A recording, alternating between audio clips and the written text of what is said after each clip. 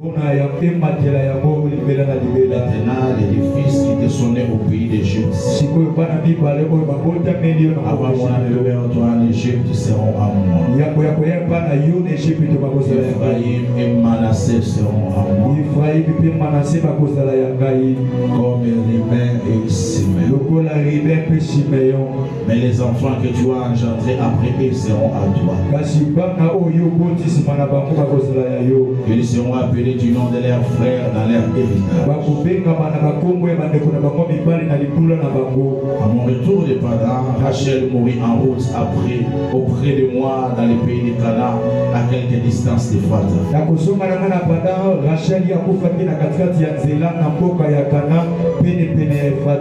C'est là que je l'ai enterré sur le chemin de Fata qui est Bethléem. Israël regarda les fils de Joseph et dit: c'est Jacob qui parlait, maintenant c'est Israël qui regarde. Israël regardait les fils de Joseph et dit: qui sont ceux-ci?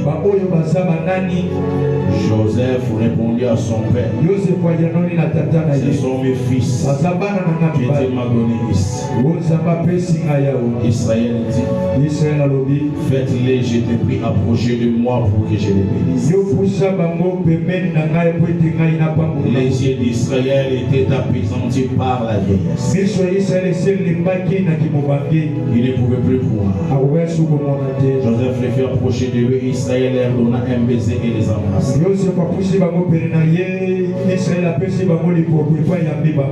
Israël dit à Joseph: je ne pensais pas revoir ton visage, et voici que Elohim me fait voir même ta postérité. Joseph les retira des genoux de son père et il se prosterna en terre devant lui.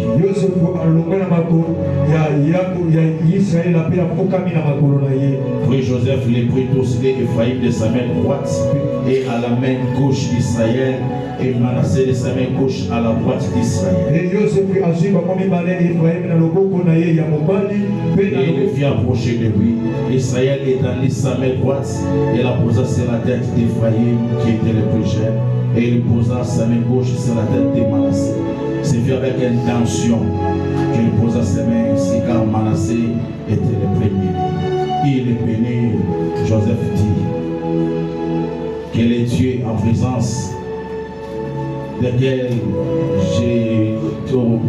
duquel ont marché mes pères Abraham et Isaac. Quel est Dieu qui m'a choisi depuis que j'existe jusqu'à ce jour. Que l'ange qui m'a délivré les tomates bénisse ses enfants. Qu'ils soient appelés de mon nom et du nom de mes pères Abraham et Isaac. Parole de l'Éternel. Acclame le Seigneur, tu t'assois. Acclame le Seigneur.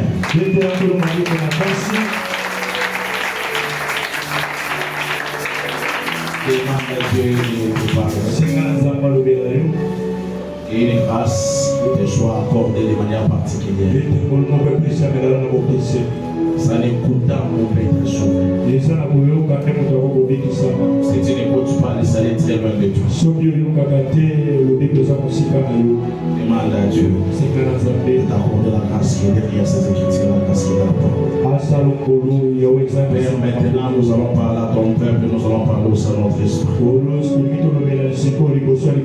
Père, je t'en supplie. Ajoute l'explication à cette lecture. Donne la vie à cette lettre. Père éternel, donne la compréhension prophétique exacte. Il est écrit, c'est poussé par l'esprit. Les hommes ont parlé de la part de Dieu. Nous parlons de ta part. L'éternel dispose l'ensemble. Donne l'écoute et l'entendement spirituel. Pour qu'ils aient la vie. Dans l'esprit. Au nom de Jésus-Christ. Amen. Amen. Vous allez remarquer que nous avions fait une très longue lecture. C'est pour nous aider. Parce que nous avons constaté et remarqué que vous n'avez pas l'habitude de lire. Vous avez la facilité d'être sur les réseaux 1 heure, 2 heures. Vous êtes incapable de lire la Bible, quoi que la Bible est sur vos phones. Quand il s'agit de la lecture de la Bible, c'est tout un problème. Or, si vous ne lisez pas, vous serez dans l'ignorance. Si vous êtes ignorant, vous serez dans la facilité d'être emporté par tout vent de doctrine. Amen. Les diables peut tout délaisser.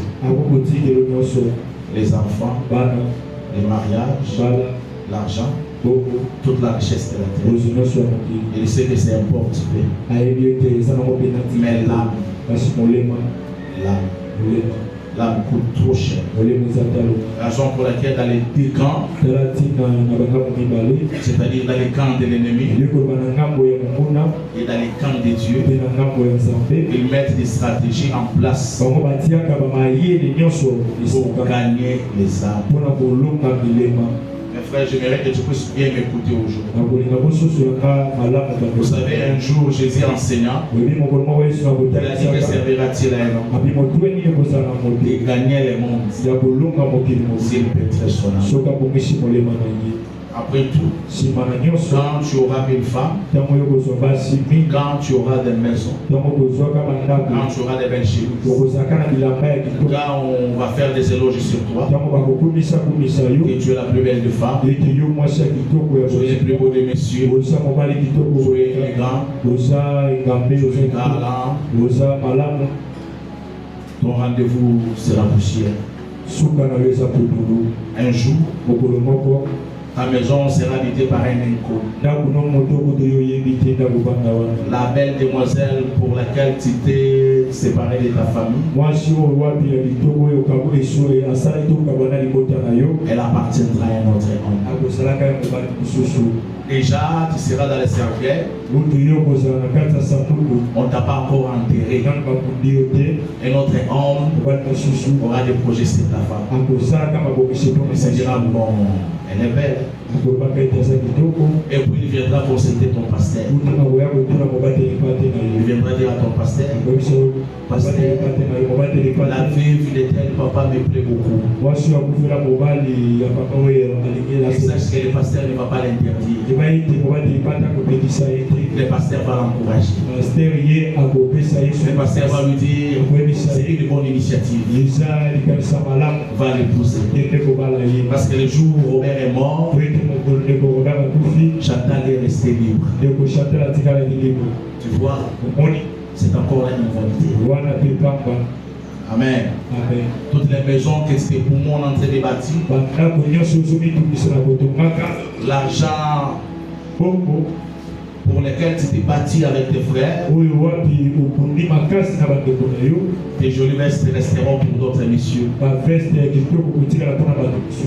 C'est-à-dire dans le monde, nous sommes dans un cercle.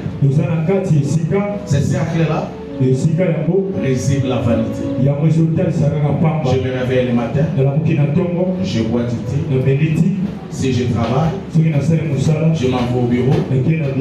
Quand j'arrive au bureau, je n'invente rien. C'est ma routine quotidienne. Je signe les mêmes dossiers. Je fais la même chose. Je mange. Je bois de l'eau. Je m'en vais visiter M. Waterclose. Quand j'irai chez M. Waterclose, la nuit, je m'endors. Là, nous sommes au mois de janvier. Le matin, je me réveille. Je bois du thé. Je pars au travail. Je mange. Waterclose. Jusqu'au mois de décembre. Je ne vais rien inventer. Il n'y aura rien de nouveau. C'est dans cette vanité que les hommes s'entretuent. C'est dans cette vanité que les hommes se jettent de mauvais sorts. C'est dans cette vanité que les hommes sont dans la rivalité. C'est dans cette vanité-là que nous vivons dans la prostitution. Amen. Amen. Alors, je vais écouter monter ton amen. Amen. Amen. Amen. Est-ce que ça va? Est-ce que nous pouvons continuer? C'est dans cette vanité-là que nos sœurs se prostituent. Il y a de cela 10 ans ou 15 ans.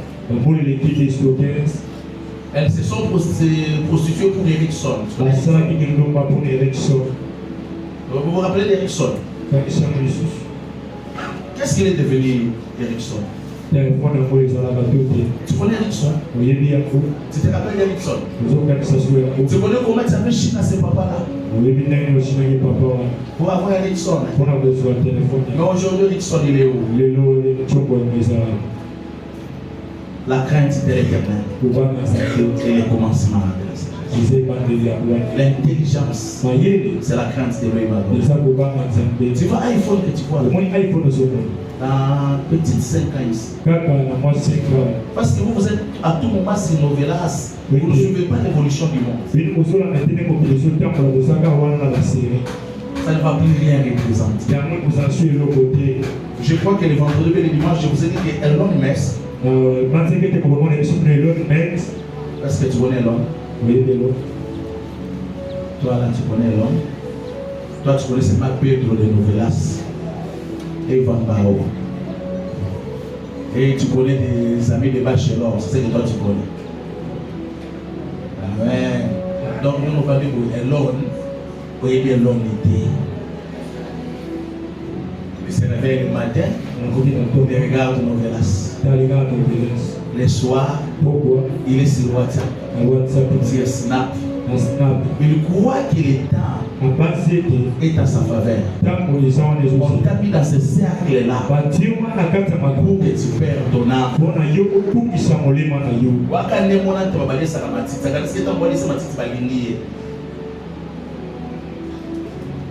Amen. Pour ça, il y a un iPhone. Vous savez sur le téléphone, vous avez évité. Vous savez sur le téléphone, vous avez regardé le téléphone. Sur les cahiers photo. Sur les musées chinois. Sur les musées nundu. Donc les gens qui viennent Maccabi de l'Ikanda. Sur iPhone, Huawei, tous ces lobbies. On négocie dans Elon. Et puis c'est papa. So, téléphone mobile, à mon cher. Charité. Sauf à 120 $, $150 aujourd'hui. Parce que c'est dans les 130 €. Nous tournons sur ça dans la roue. Bâtard est limité dans le téléphone. Ça, la maman a sa qualité. Donc, vous d'abord au Okanga. Orange au Okanga. Airtel au Okanga. Donc, vous m'appelez la mission et transiter sur par la maman. So, vous savez que nous m'appelons un iPhone. Moi, vous savez que nous pète.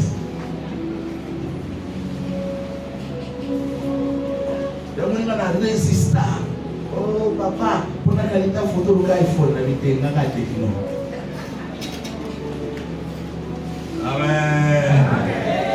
Maintenant, quand tu viens dans l'église, est-ce que tu penses qu'on peut venir à l'église pour chercher Huawei? Amen.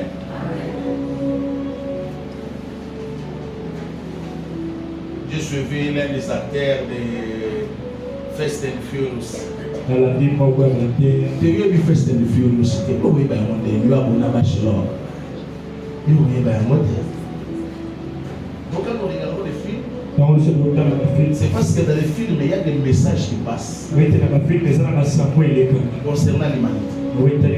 Un film tel que Matrice 1, Matrice 2, il a tout parlé concernant l'envoyé dans le Polo sur le 4 films de l'Égypte. Amen. Amen. Quand toi tu es distrait, il y a des choses qui se font. Il y a maintenant une stratégie de femmes. Des femmes méchantes. Et Dieu merci, Mokan en est victime. Vous savez pourquoi la femme de Dieu merci à nous, c'est la divorce. Si nous étions sur comment elle a c'est parce que là, on a tout. Quand ils vont divorcer, n'importe quoi ça dans les hommes, Quand vous divorcez là, papa, tu vas devenir pauvre. On donne presque tout à la femme. Amen. La raison pour laquelle c'est chef de femme, elle se marie le matin. Elle divorce le soir. Elle se marie le soir. Elle divorce le matin. Et c'est ainsi qu'elles sont devenues des milliardaires. Et comme stratégie. La raison pour laquelle maintenant, tout ce qu'on va tirer va noir.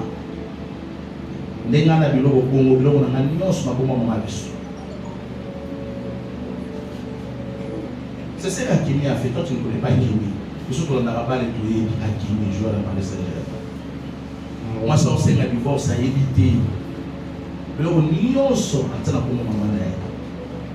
Tu vois comment le monde est méchant. Amen. Il y a personne qui va baiser de loin. Attends, on sait qu'à boire que l'on bise, on va boire bien. Donc, il y a bien pour y avoir des sur la terre, l'amour n'est pas là. Un seul nous a aimés. Toi, tu penses qu'on vient à l'église pour les mariages? Non. Il y a des choses qui sont importantes qui vont au-delà du mariage, qui vont au-delà de ton foufou, qui vont au-delà des petits chéris. Amen. J'ai reçu plus de 10 confessions. On est dans ce blague habité comme un pasteur. J'ai reçu plus de 10 confessions par maman. Frère, que le Seigneur vous donne de bonnes femmes. Maman, nous sommes là pour un commun moko. Maman, nous sommes là pour un sous aina zenya libanda bino bana kuvanza nani ndinga na kutelenya na hivi koza mwana kwa binote bino yemite mama bino déjà bisenga ke yoza mwana kwa binote.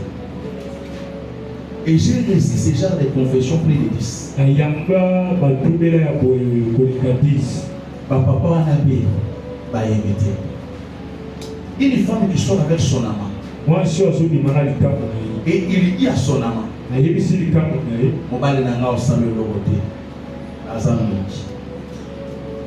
Il m'a tapé. Ah oui, ça m'a fait un bal juste yobé. Au sala. Amen. Amen. Donc il est bien. Amen. Est-ce que ça va? Amen. Il y a une certaine parole pour les recevoir dans ton cœur. Il faut être prédestiné pour les salut. Pose-toi toujours la question de savoir pourquoi je suis dans cette église. Amen. Amen. Tout ce que tu cherches de matériel, je t'assure, tu peux les avoir en dehors de l'église. Les mariages, tu peux les avoir en dehors de l'église. Les enfants. D'ailleurs, j'ai un petit témoignage là, une confession. Il était belle de taille, belle de filles.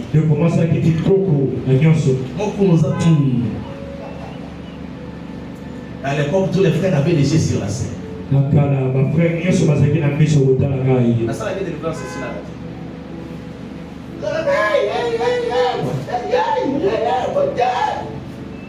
Son délivrance n'est pas ça ne finissait jamais. Un jour, l'Esprit nous a aidés. L'Esprit m'a dit de dire. Tu sais, l'Esprit, quand l'Esprit parle aussi, fais seulement ce que l'Esprit te dit. L'Esprit me dit, dis à la sœur d'aller parler avec sa mère. L'Esprit ne m'a pas donné d'autres détails. Moi aussi, j'ai dit à la sœur, ton cas ici, tu ne vas pas parler avec ta maman. Elle va voir sa maman. C'est alors que sa maman lui dit,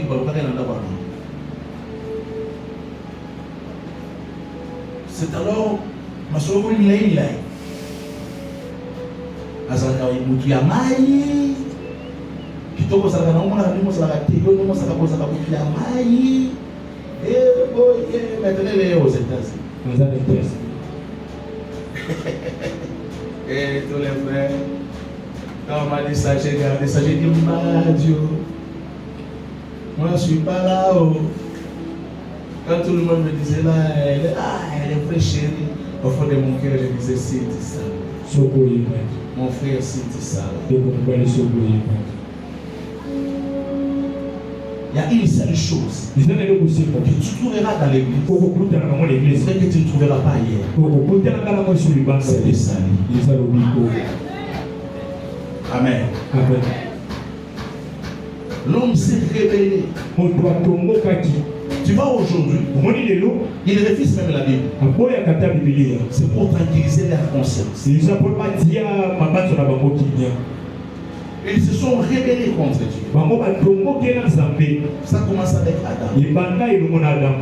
Alors Elohim a mis des plans et des stratégies pour sauver l'homme. L'homme était chié dans la chambre, dans l'impudicité, dans la prostitution, dans l'orgueil, dans l'arrogance, dans la haine, dans la jalousie.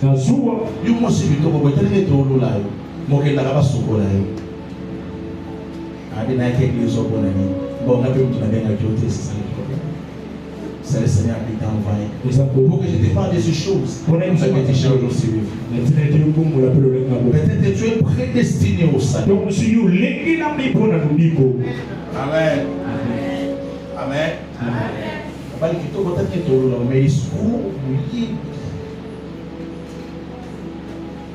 Je vous dis, les plus grands escrocs, je les ai trouvés dans l'église, surtout dans l'église de Matoni.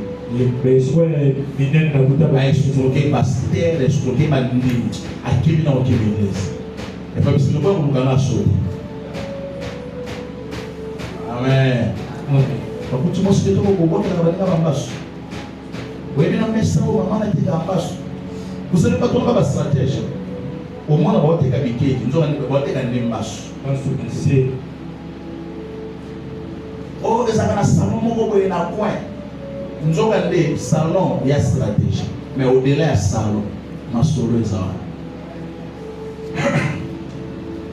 C'est dans l'église que j'ai trouvé des jeunes sœurs. Il y a aucun canal. Il y a des gens qui sont là, qui sont là. Quand même, il faut savoir la sœur. Nous sommes sœurs, mais nous devons aller à la vie. Nous devons aller à la vie. Pour les salons, pour sauter. Mutoye biti bisika balambi biloko yo saidi donc balambi lo biloko fufu no rolie côté transport fufu no rolie et côté transport et autre soit bibinka fufu na muntu ke comme la kinga sa fufu kana na embouteillage fufu bazo na fufu na Thomson pas fufu comme na victoire fufu comme pas na fufu c'est toki o yebi te trajectoire son fufu de taille et quand on a un embouteillage, et mon roulage, et mon atterrissage, il faut que soit là les bons frère, il est beaucoup de gens. Les gens qui font un s'appeler l'autre. Frère, ils ont commencé à faire s'appeler l'autre. Au côté de l'autre. Tu as perdu l'autorité. Non, elle est le symbole de l'autorité. Et puis quoi? Moi, si tu as un rapport, il y a un bal.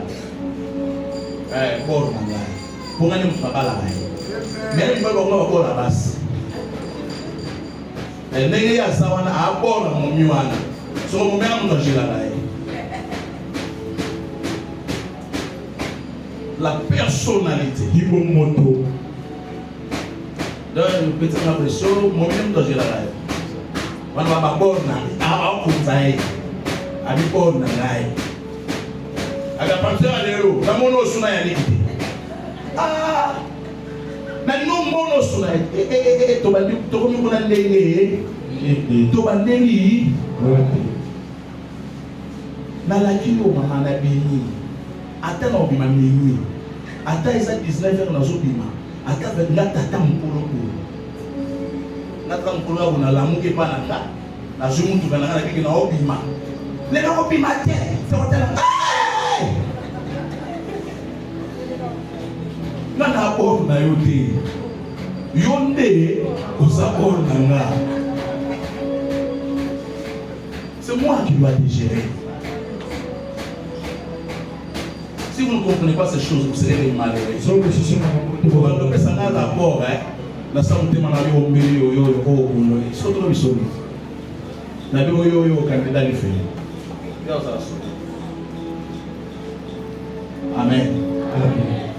Si nous venons auprès du Seigneur, le Seigneur veut forger en un caractère, un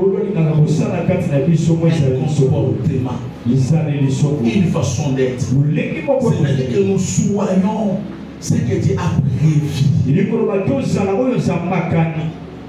Amen.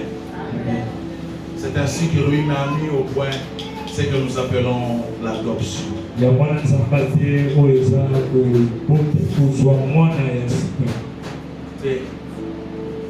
L'adoption, c'est l'acte d'adopter. Voilà. Pourquoi M. Yayou n'a offert ça doit se faire de manière illégale. Il doit y avoir une procédure juridique, judiciaire pour que l'État accepte que cet enfant devient comme ton junior.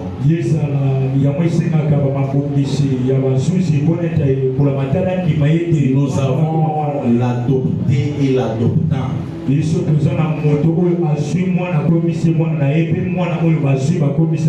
Alors ça doit respecter une procédure légale. Quand l'enfant est adopté, il a les mêmes droits que tes enfants biologiques. Si les enfants biologiques vont hériter A, lui aussi va hériter A. Il a droit à l'héritage. Amen. Il a son mot à dire. L'adoption. Nous allons expliquer ça selon les Écritures. Et tu comprendras ce que Dieu a fait de nous. La Bible dit un jour, après ces choses, l'on va dire à Joseph, voici ton père est malade. Nous sommes dans la Bible. Chaque mot,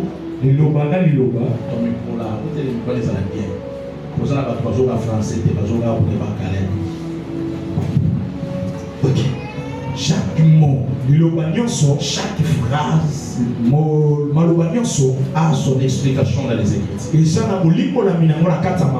On vient dire à Joseph, ton père est malade. La maladie, c'est l'état de faiblesse. Amen. Amen.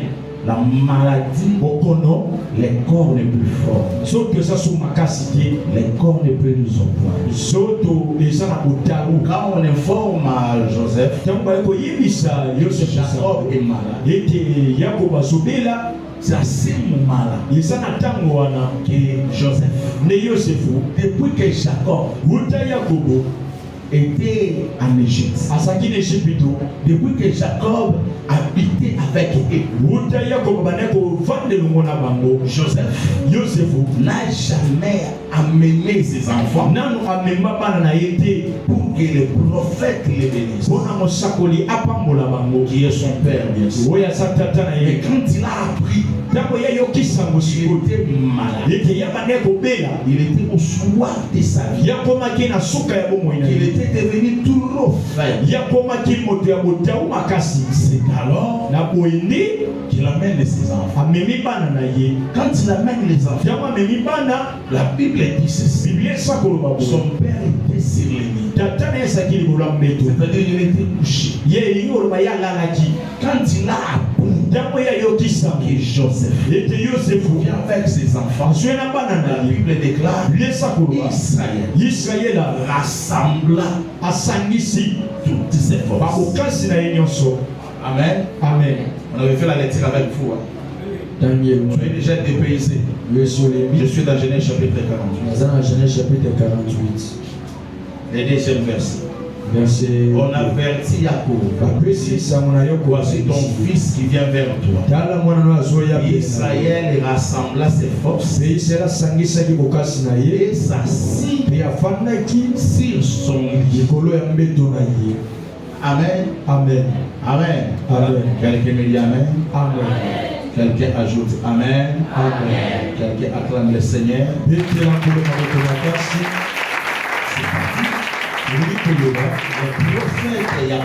prophète Jacob effectue deux mouvements. Le premier mouvement, le prophète Jacob était allé sur lui. Il a une position dorsale. C'est un dorme. Mais quand il apprend que Joseph vient vers lui, il vient avec ses petits-fils pour se réveiller de son lit. Pour se réveiller de son sommeil. La Bible déclare Israël rassembla toutes ses forces. Quand il a rassemblé ses forces, il s'est assis. Vous êtes d'accord avec moi, n'est-ce pas? Amen. Ok, nous allons lire quelque chose.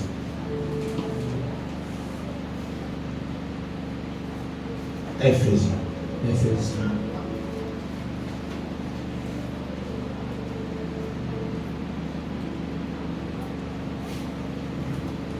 Éphésiens, le premier chapitre.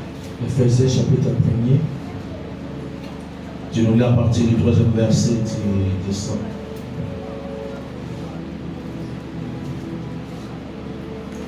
Éphésiens chapitre 1er, verset 3. Voilà. Béni soit Dieu, le Père de notre Seigneur Jésus-Christ, qui nous a bénis de toutes sortes de bénédictions spirituelles dans les lieux célestes en Christ.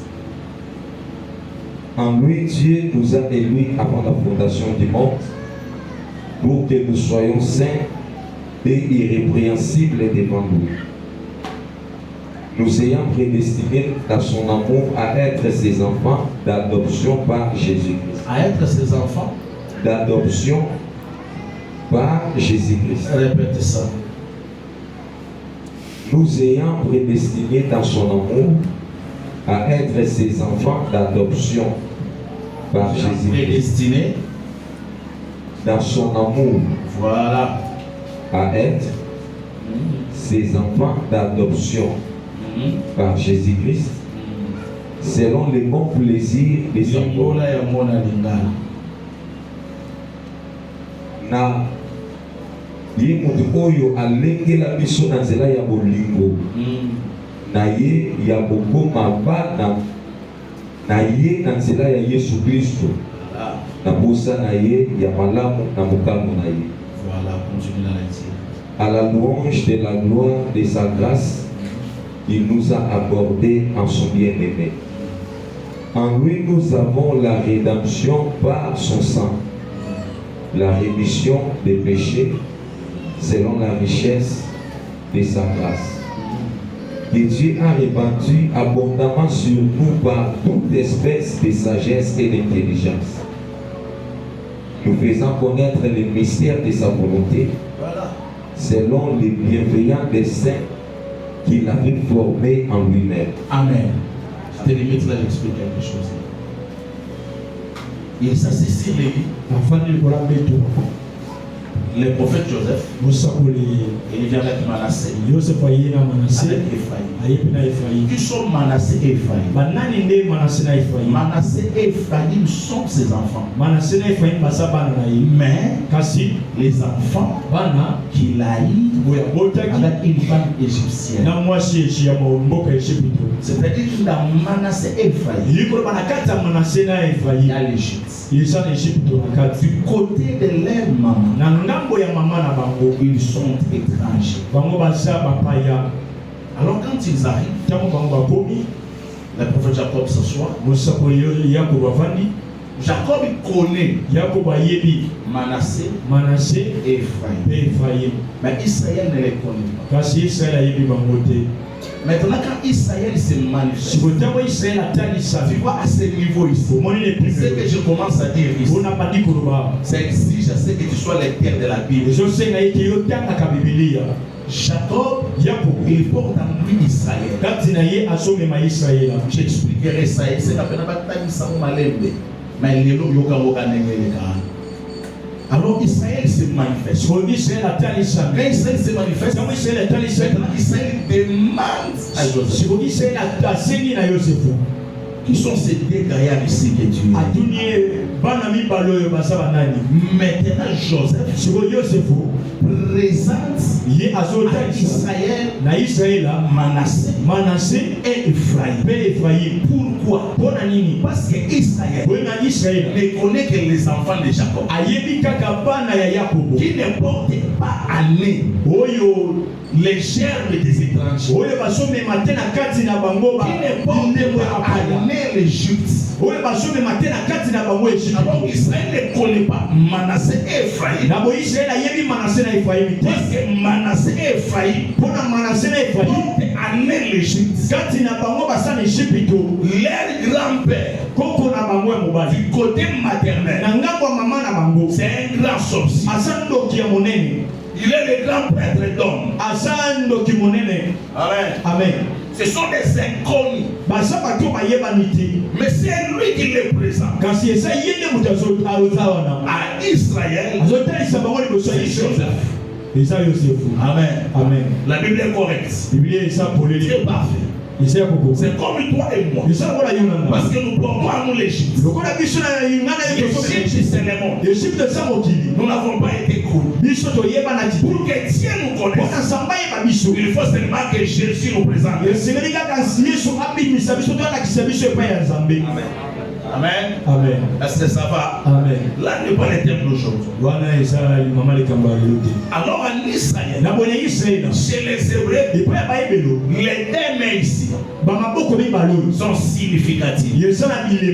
La droite, c'est la main de la force. C'est la main de la royauté. C'est la main de la puissance. C'est la main du pouvoir. La gauche, c'est la main de la faiblesse. C'est la main de plaie. C'est la main de douleur. Raison pour laquelle quand on bénit les premiers, on impose la main. Il amène ses enfants.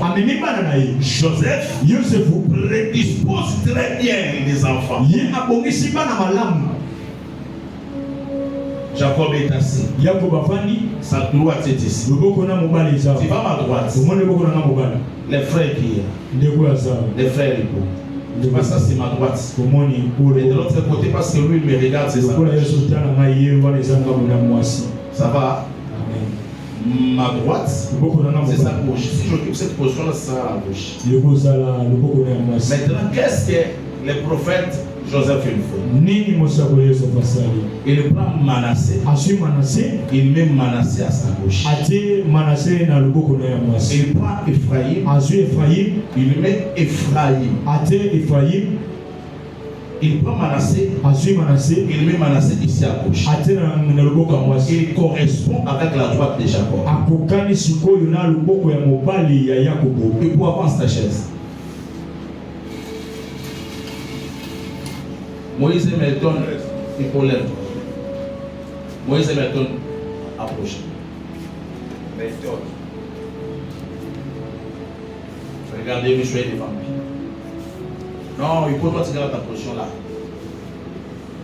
Tu vois? Celui-ci, c'est Manassé. Normalement, quand Hippo va imposer ses mains, il va imposer sa main droite sur la tête de Manassé.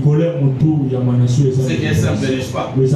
Il va imposer sa main gauche sur la tête de Melton. Parce que Manassé, c'est le premier. Melton, c'est le deuxième. Maintenant, Israël ne fait pas ça. Il croise ça. Impose les mains tout en croisant les mains. Voilà. Il fait ça. D'ailleurs, quand il fait ça, lui là, il ne voit pas.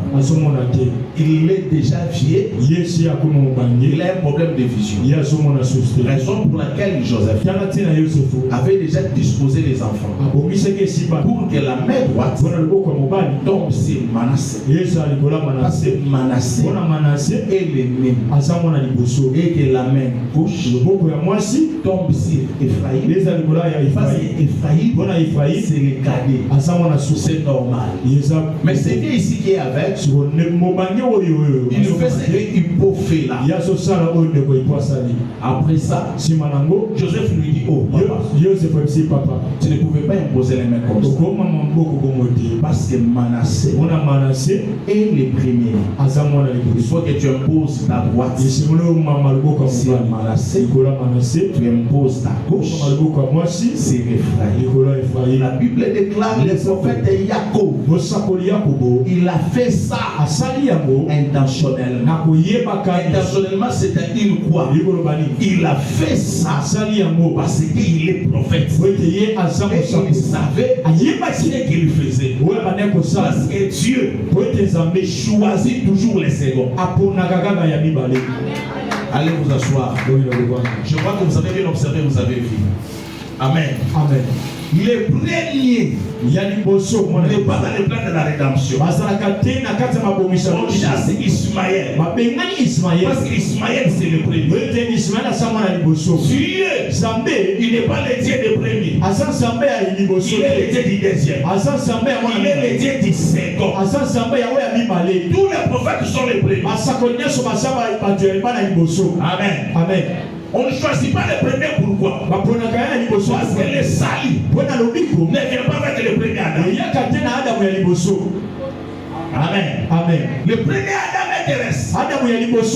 Il ne peut pas sauver. S'il est terrestre, le frappé de la loi, de lancer des épées. Il a prononcé la malédiction. Il a maudit la terre.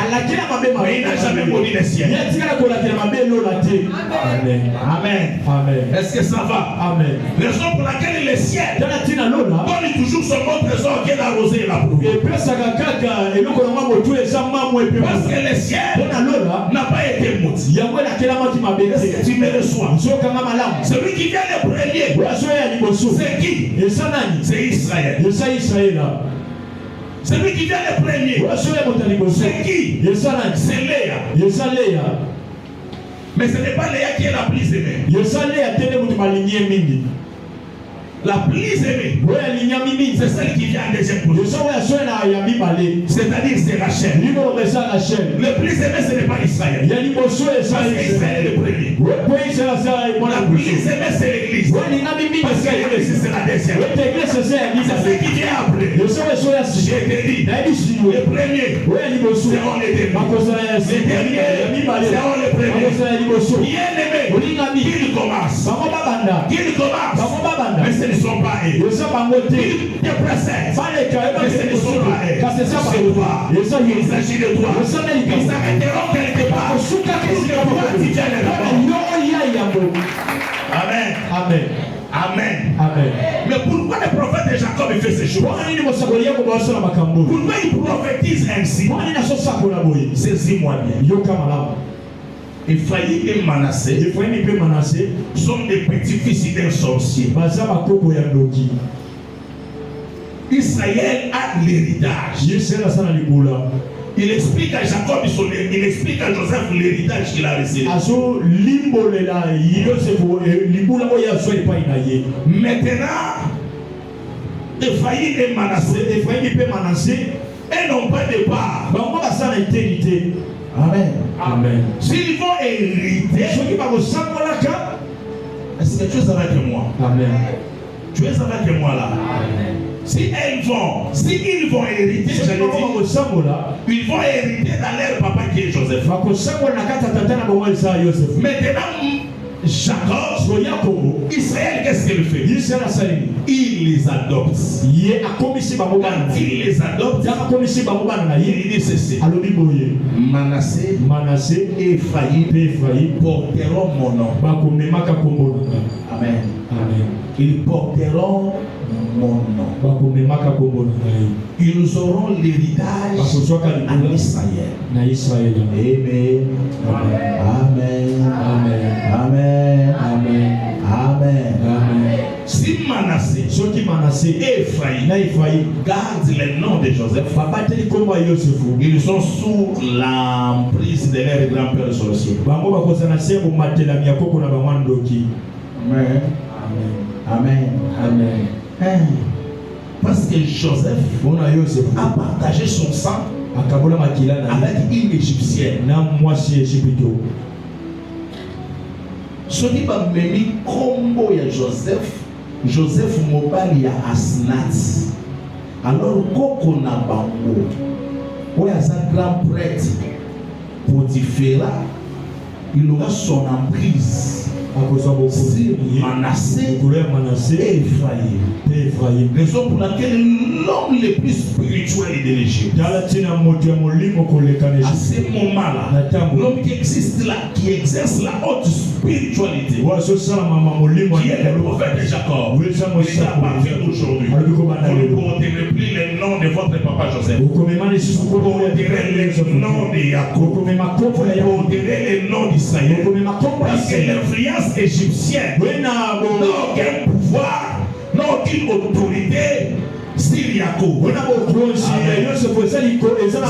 le nom de Balouba il y a la domination, si dans le nom de Bakongo il y a la servitude, si dans la famille il y a la maladie, si il y a l'héritage de la pauvreté et de la richesse, aujourd'hui, tu ne portes pas le nom de ta maman, tu ne portes pas le nom de ton père, tu ne portes pas le nom de ta tribu, tu ne portes pas le nom de ta saïe.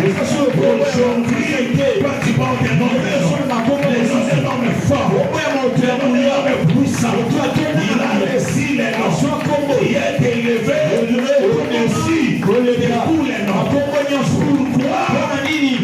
noms et les bénédictions d'Israël s'élèvent au-dessus de la bénédiction d'Abraham, au-dessus de Isaac. C'est à cause du nom qu'on va réciter Israël.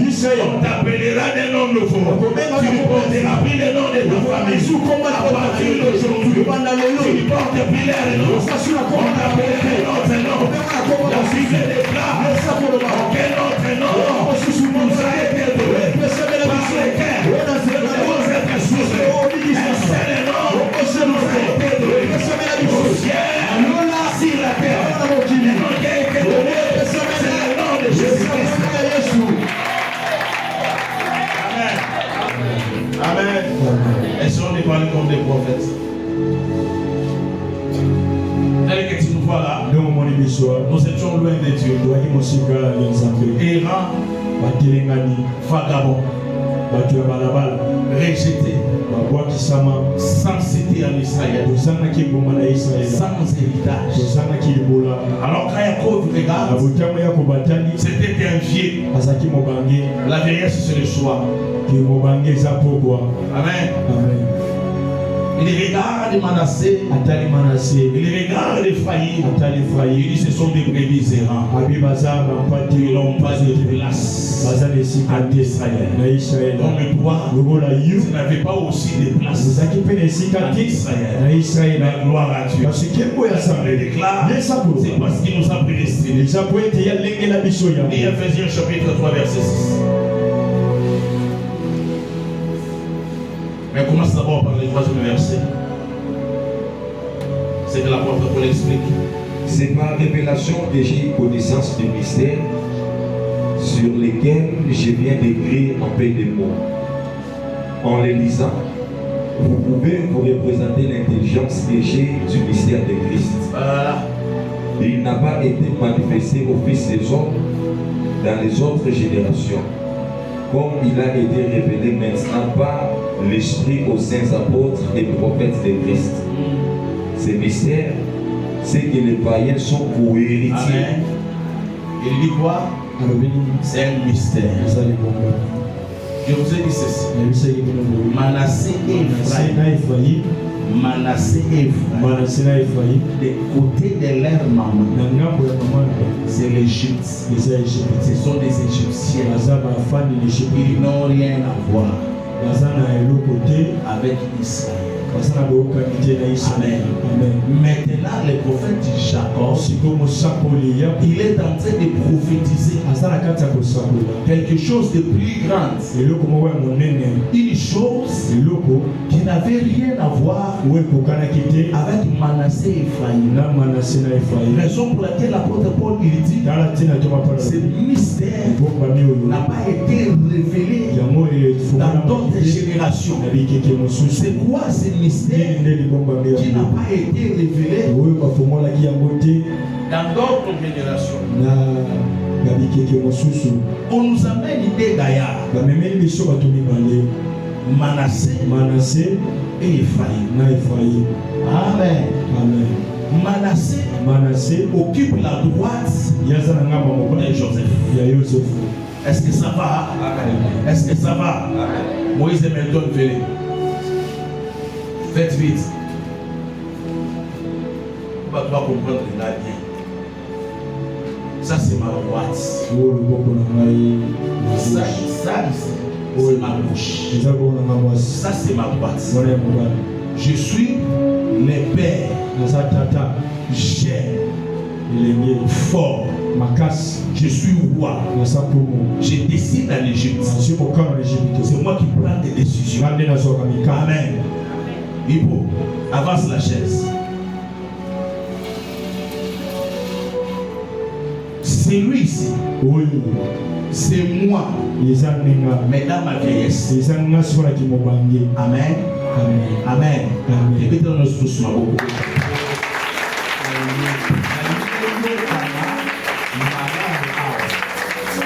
Regardez-moi ici. Lui là, c'est Jacob. Vieilli. D'ailleurs, il ne voit plus bien. Sa vision n'est plus claire. Moi ici, je suis Joseph. Amen. C'est Joseph qui est ici. C'est Jacob. Dans sa foi. Est-ce que ça va? Est-ce que ça va?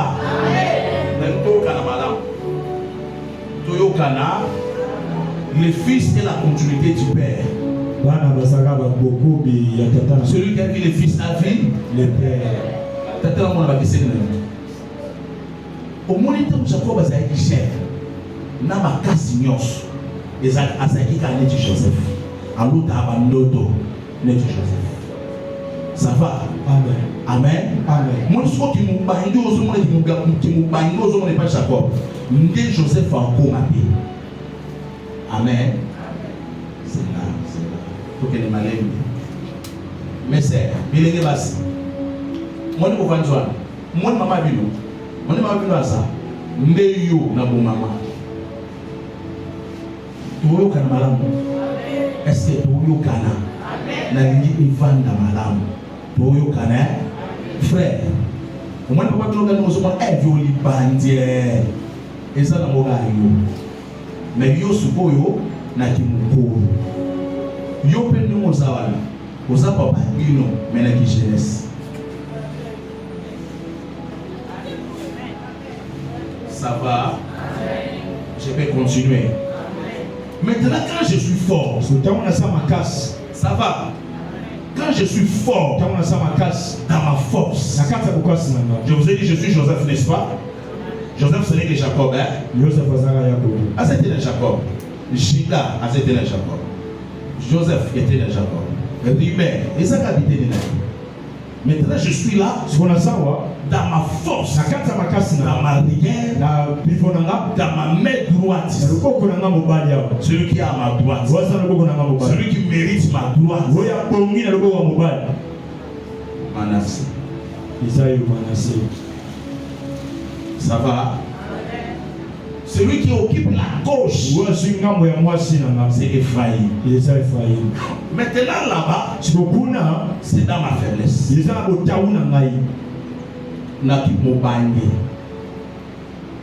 Maintenant, celui qui est le fils de ma droite,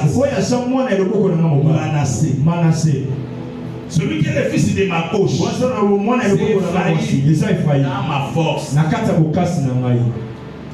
Maintenant, dans ma faiblesse, quand je marche vers Jacob, parce que la Bible déclare, Joseph les approcha, c'est-à-dire Joseph marcha, il quitte de là où il était, il marche vers Jacob, c'est-à-dire quoi?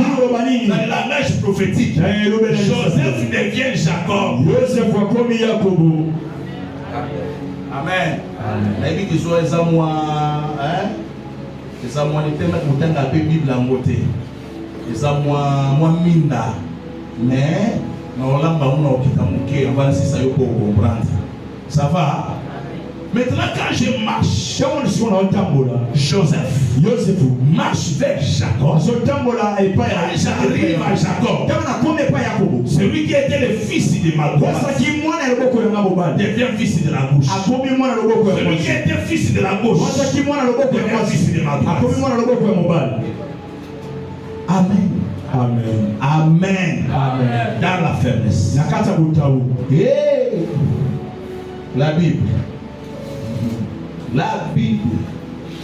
Quand je suis fort, Manassé, le premier, c'est lui. C'est Manassé. Il est l'héritier principal. Il est mon premier. C'est Manassé. Mais quand j'arrive chez Jacob, quand Jacob me regarde, il dit non. Quant à moi, celui qui était à la droite doit devenir à gauche. Et celui qui est à gauche doit passer à droite. Mais pour que je rende ces choses possibles, je fais me mettre comme ça. Amen. Amen. Amen. Amen. Je fais me mettre comme ça. C'est ça le prix à payer. Normalement, c'est lui. Mais quand j'arrive là-bas, c'est le plus lui. Lui n'est plus le fils de la droite. Amen. Il devient le fils de la gauche. Et le fils de la gauche, le fils de la droite. Avant que Jacob me prophétise ainsi, il dit au prophète Joseph en marchant avec Rachel, en arrivant à Bethléem, à Ephrata, Rachel a perdu la vie. C'est là que j'ai enterré Rachel. Qu'est-ce qu'il dit à Joseph? Il dit c'est là que Benoni devient Benjamin dans la mort de Rachel. Rachel donne une naissance, elle meurt. Quand elle meurt, elle dit Benoni. Le prophète Jacob, il dit Benjamin. C'est dans la mort de Rachel. Rachel est une brebis. Dans la mort de la brebis, on peut constater celui qui était Benoni, fils de la gauche, devient fils de la droite. Raison pour laquelle Jacob, il ne met pas ses mains comme ça. Il met ses mains sous forme de la croix. À Joseph. Ici.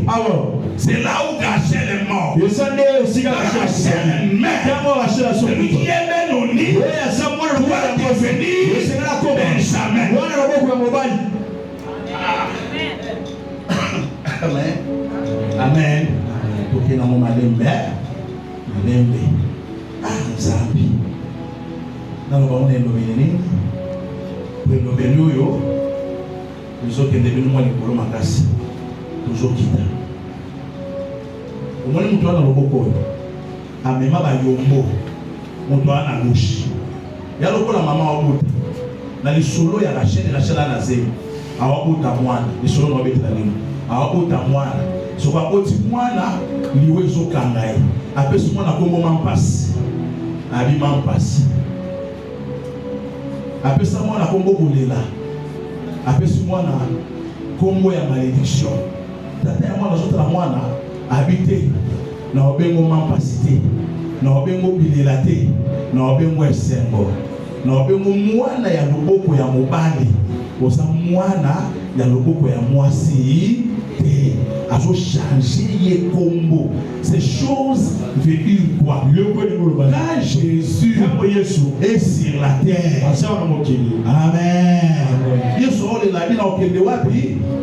Abi je m'en vais à la droite des morts, na gauche banani basala ba uki ba na gauche. Tant ozo vivre na kati ya masumu na kati ya bosoto usoba nyonso osala wana gauche oza buki. Mais lelo tant okutani na Yesu olongwe na gauche oza sous na gauche te po liwa eza constaté Yesu akufaki mpo na yo akufaki lekulusu mpo na yo lokola akufi lekulusu mpo na yo tikiti la gauche la droite olongwe oyo bandobengo mambweni olongwe mambweni olongwe mampasi olongwe mpiakere olongwe maradif olongwe mosumuki okomi mwana na Nzambe.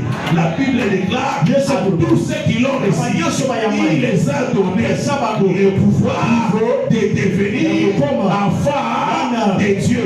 Mais quels sont ni de la volonté de la chair, ni de la volonté de l'homme, amen, ni de la chair. Donc Yesu azwi nzoto ya Marie abotami akomi mwana ye abotami na nzoto na makila akomi mwana akota gauche.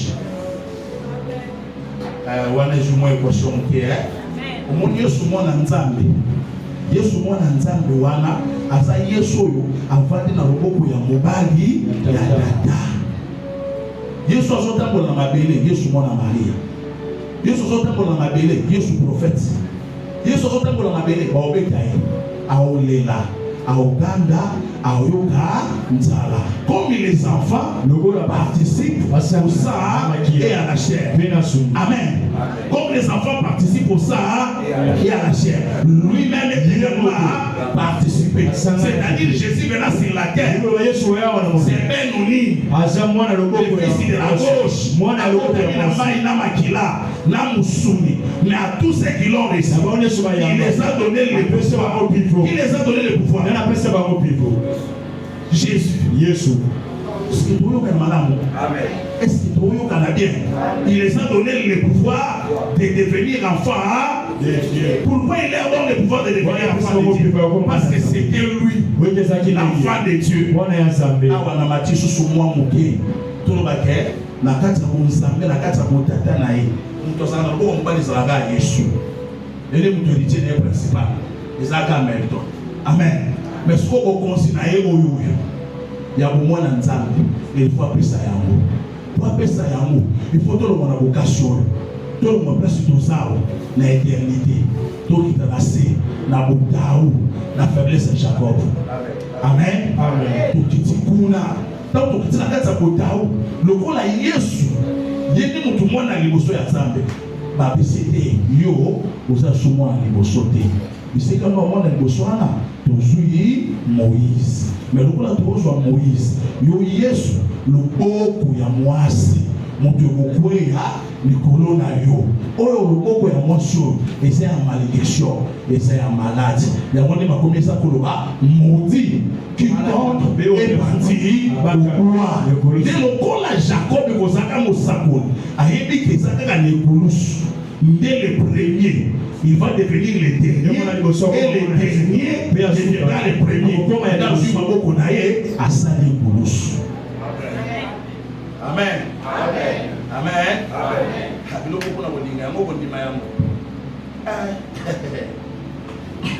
Dans le monde,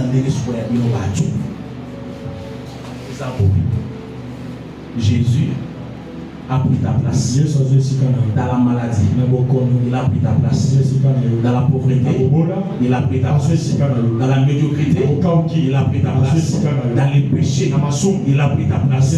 Qui est le premier? Qui est le dernier? Le dernier, Moukila, Mokondo.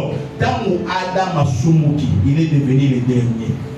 sikoyo Yesu tamwaye ayo lukabiso na kati ya masumu po biso tozali ba dernier tokoma ba premier yazala ki premier ko manani dernier. Est-ce que ça va? Amen. Est-ce que ça va? Amen. Jésus azotika kozala mwana na Nzambe.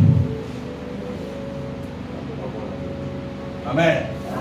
Est-ce que ça va? Amen. Est-ce que ça va? Amen. Azotika koma kozala mwana na Nzambe akoma nini? Azokoma lisumu. Akomi kindumba betela no Yesu songo makasti.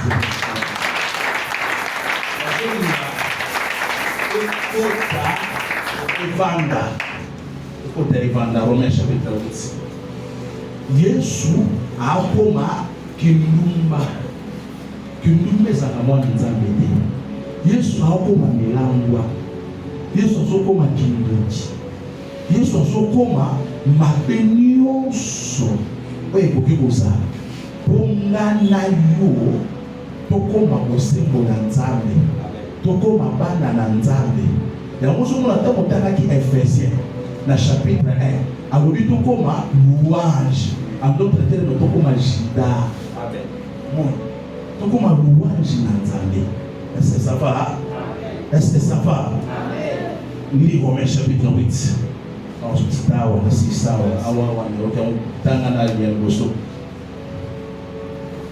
Il n'y a donc maintenant aucune condamnation pour ceux qui sont en Jésus-Christ.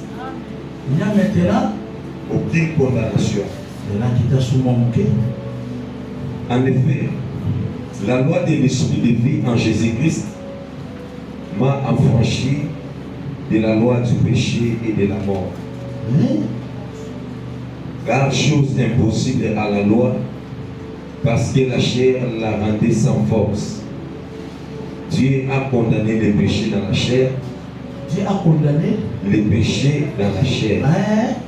En envoyant à cause du péché. En envoyant à cause du péché son propre fils. En envoyant à cause du péché qui? Son propre fils. Son propre fils. Son propre fils. Son propre fils dans une chair semblable à celle du péché. Dans une chair semblable à celle du péché. Donc il n'y a plus de condamnation. Il n'y a plus de condamnation.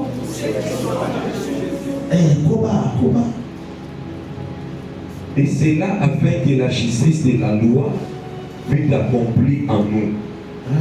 Qui marchions non selon la chair, mais selon l'esprit.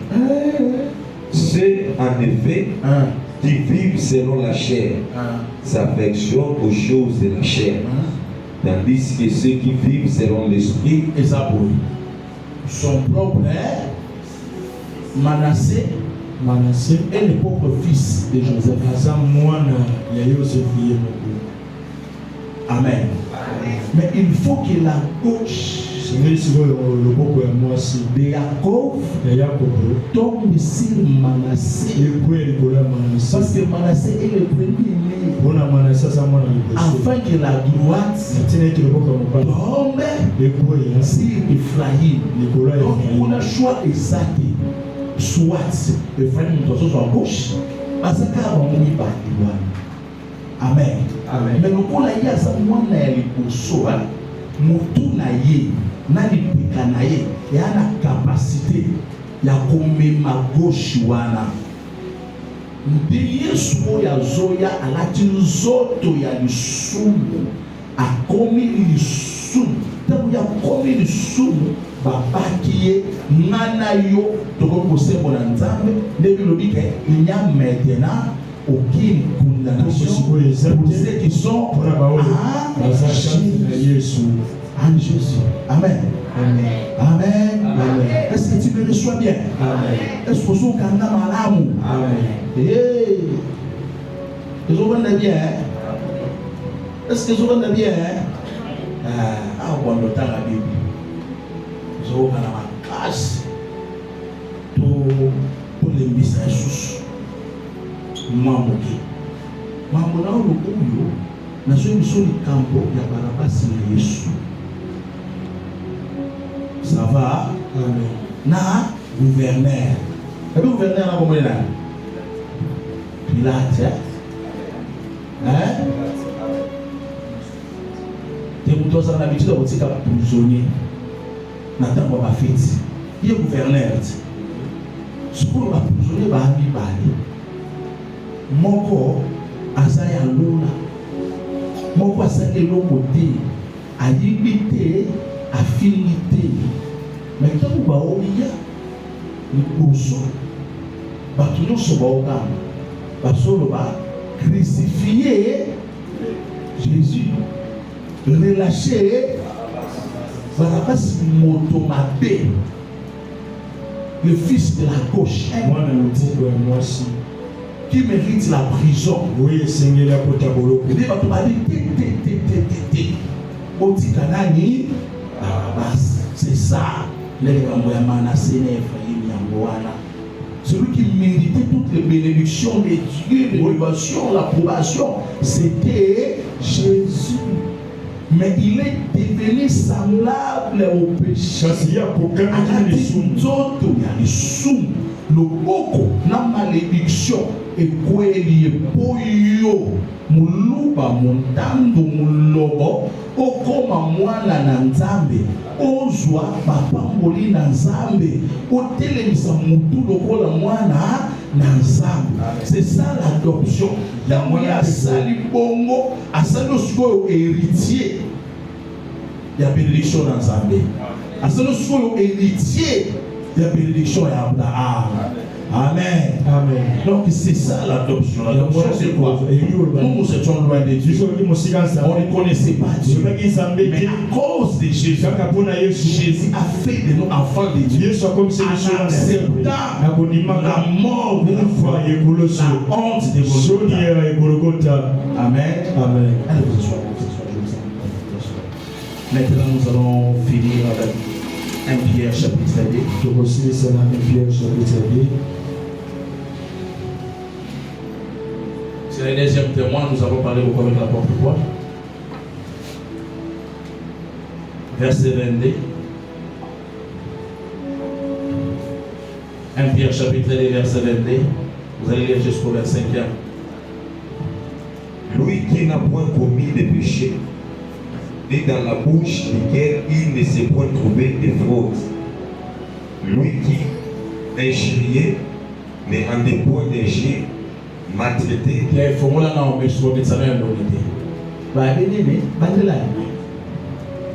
Lui qui n'a point commis de péché.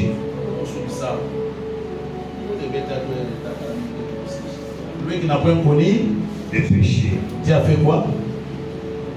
Et dans la bouche desquels, il ne s'est point trouvé de fraude. Lui qui ingénieux. Le baron est la place. Ye oyoyo, baze kofinga.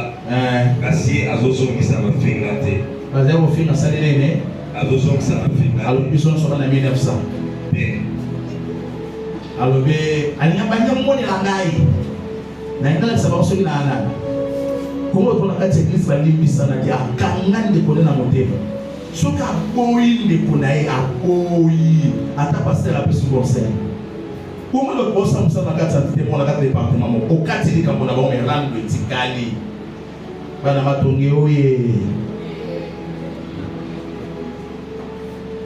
Okamwa ni la parole.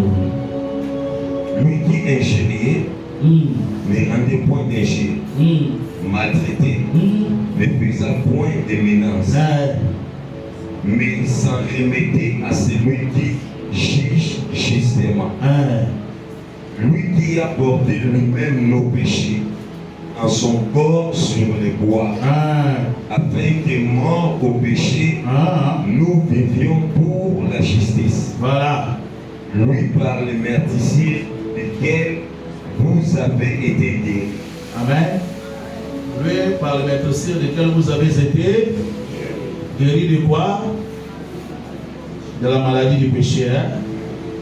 Parce que tant que vous évitez pas de tant que vous avez pour la malédiction, péché n'a péché ça dans la maladie. Si vous avez péché au boé, vous avez la maladie du boé, péché boyé, maladie boyé, bah maladie non soit les alliés à péché. C'est pourquoi moi soyez à big si la maladie non soit. Ça va? Amen. Voilà. Car vous étiez comme des brebis errants. Mais maintenant, vous êtes retournés vers les pasteurs, les gardiens de vos âmes. Amen. Ce jour-là, Jacob, il a annoncé une très grande prophétie. C'est le livre de sa maladie. Il prophétisait sur ton sac. Il disait un jour, Israël passera en deuxième position pour les nations.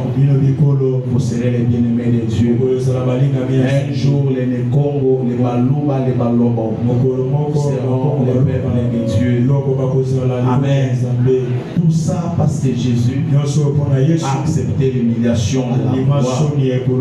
Maintenant, lorsque nous sommes adoptés, nous sommes héritiers.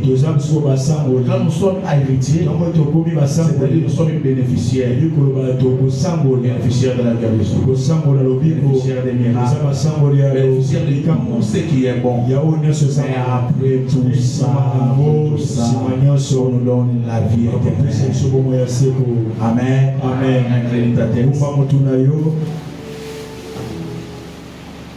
Peut-être nous avons dit ces choses. Yo qui a beauté. Mais tu as écouté quelque chose dans ton cœur là.